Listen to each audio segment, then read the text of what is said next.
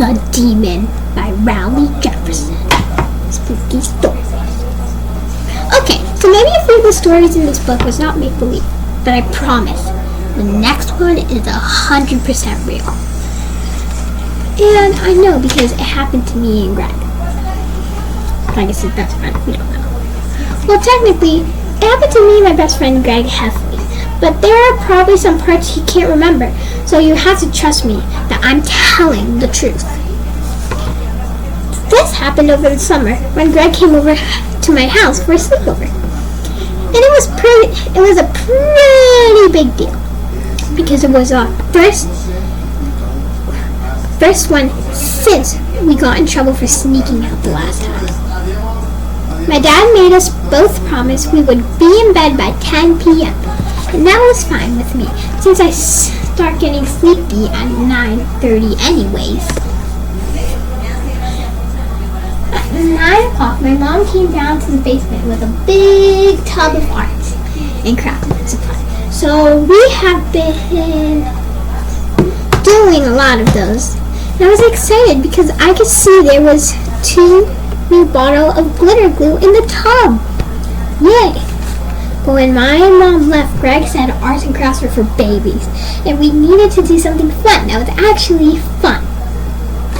Which kind of stunk because I didn't even get to use the glitter glue, and that's my favorite part of doing arts and crafts. And Greg pulled something out of his bag. It looked like a scary movie. And Greg said he took it from his brother Roderick's room. If you don't know who Roderick is Greg's brother. The poison. The demon version. I said it looked a little too scary for me, and maybe we should watch the one that my mom and dad just got me. Mark, make good choices. Which one would you watch? I would watch this one. It depends on what it is.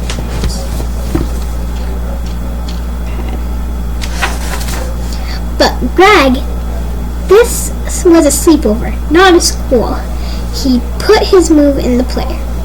Well, I really wished we had stuck with the arts and crafts because Greg's movie was totally terrifying. It was about these teenagers who find a book, but with ancient writing and scary pictures inside. Y and star and YK and all the stuff that I don't even know. It looks scary. And when one of the teenagers reads and writing out loud the book, release the demon. Mwahahaha. Then the demon gets inside one of the teenagers and gives him an evil power. That's what he did.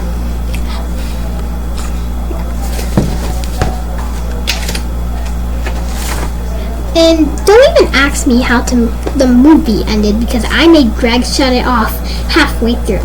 I thought Greg was going to say I was a chicken for bailing out, but he said the movie was terrible and the special effects totally looked fake. Plus, he said the story didn't make any sense because the teenagers who got possessed wouldn't have known how to read the words in the ancient book. Well, the special effects looked pretty real to me. But I guess Greg had a point about the ancient language stuff, which was true to me too. I asked him if a person would get possessed by a demon in real life. Greg said that was fake too. I know it's not real. Then he said, I'll prove it to me. And he started saying the words those teenagers read out loud. Period. TL period. H period. Star. Comma. L. N. H. D. And all those words. I don't even know. At first, nothing happened. And I thought Greg was probably right about the movie being fake. Then, Greg was probably right about that. Because when Greg's body started to twitch and when his eye opened his eyes, he seemed totally different. Snark, snark, snark, snark. I read that wrong, but.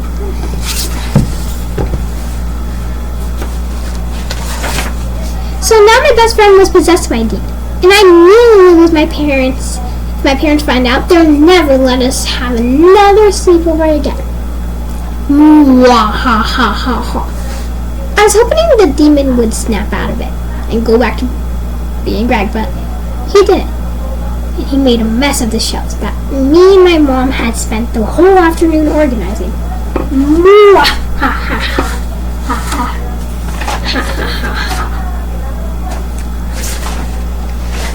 Then the demon noticed the arts and crafts bin, and before I could stop him, he went totally crazy with the glitter glue.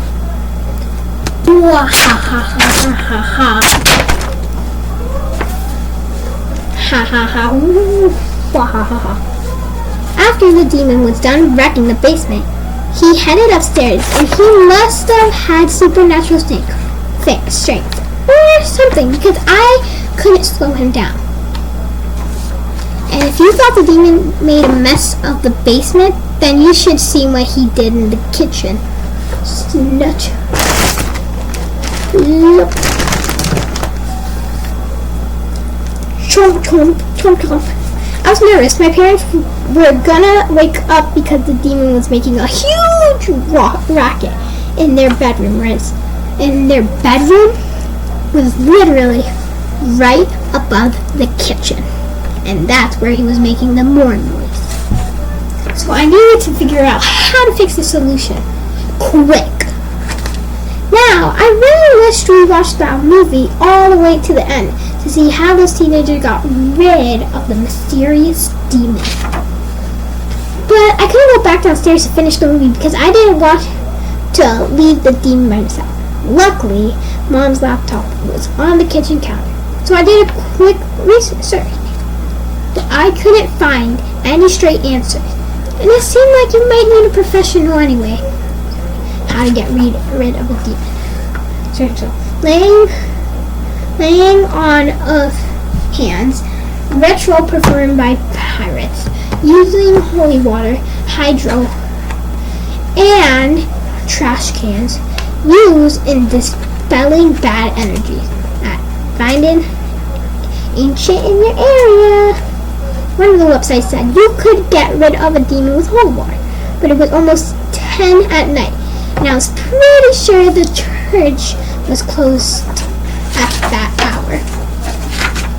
After the demon finished emptying out the kitchen counter, he started to come after me, throwing eggs at me.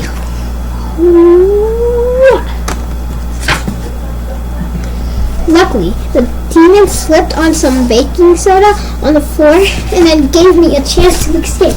So I ran out the bathroom and locked the door. I didn't want the demon to know what I was in there, so I turned off the light and stayed as quiet as I could. But demons must have supernatural smell or something, because it didn't take him long to figure out where I was. Sniff, sniff, sniff. He was there after like 10 seconds. 10.